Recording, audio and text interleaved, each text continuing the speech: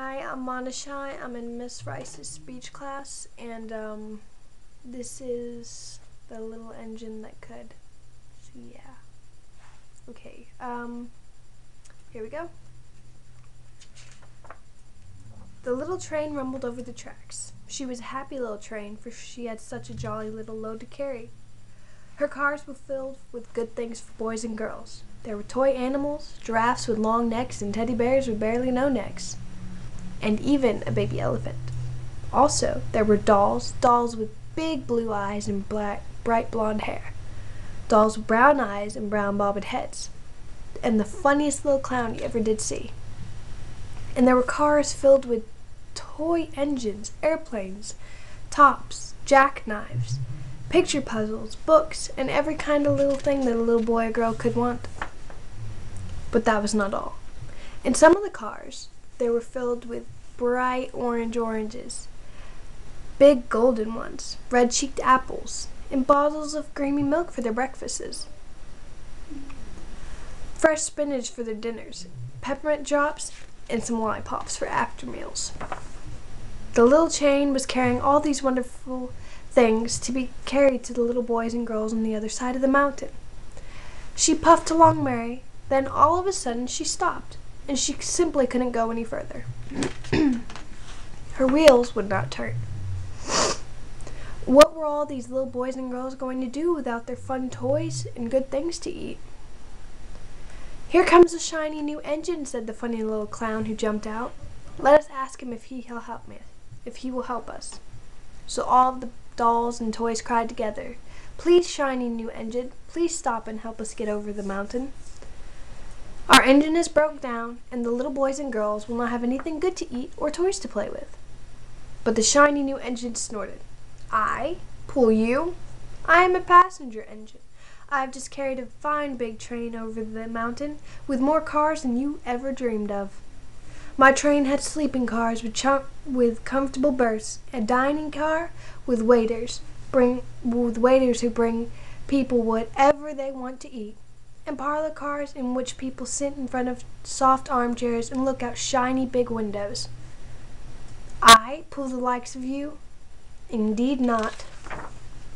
And off steamed to the roundhouse, where the engines live that are not busy. How sad the little train and dolls were that the little steamy engine would not help them.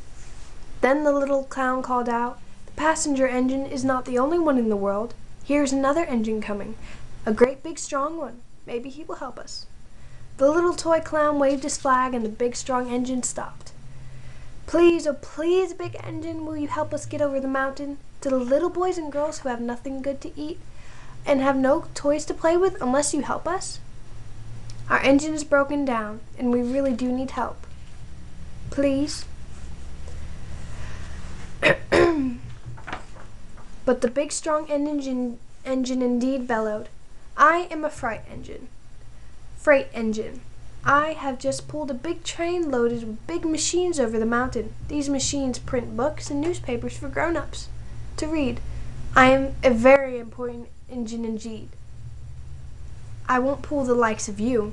And the freight engine pulled off indignantly to the roundhouse. Mean engines, huh? The little train and all the dolls were very, very sad. "Cheer up," cried the little toy clown. "The freight engine isn't the only engine in the world. Here comes another. He looks very sad and weary and old, but perhaps he will help us." So the little toy clown waved his flag, and the dingy old engine stopped. "Please, King Engine," cried out all the things, "please help us pull our engine over the mountain to the little boys and girls. I am so tired. I must rest my weary wheels. I cannot even pull so little of a train of yours. I cannot.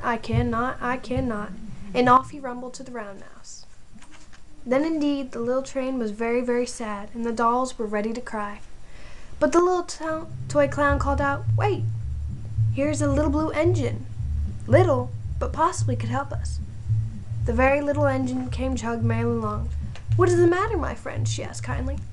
"Oh, little blue engine," cried the dolls and toys, "will you pull us over the mountain, please, for the little boys and girls? they won't have anything good to eat or good toys to play with unless you help us." "Well, I'm not very big," said the little blue engine. "They use me only for switching trains in the yard. I have never been over the mountain." "But we must get over the mountain before the children awake," said all the dolls and toys. The very little engine looked up and saw tears in the doll's eyes.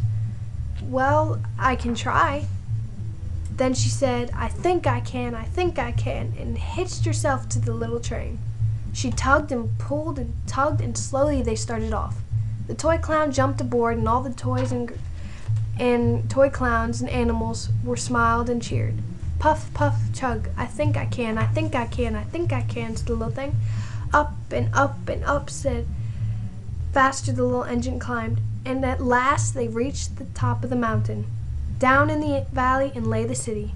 "Hurry, hurry," cried the funny little clown, all the dolls and toys. "The good little boys will be so happy." And the little blue engine smiled and seemed as she puffed steadily down the mountain. "I thought I could, I thought I could, I thought I could." The moral of the story is, if you don't put yourself into it and think that you can't, you're not going to, because you don't have hope. Have hope, and I promise you're most likely to give it your all, and you'll get somewhere someday. The little blue engine. Very good, huh? Yeah, but yeah, the little blue engine was very good because she had hope.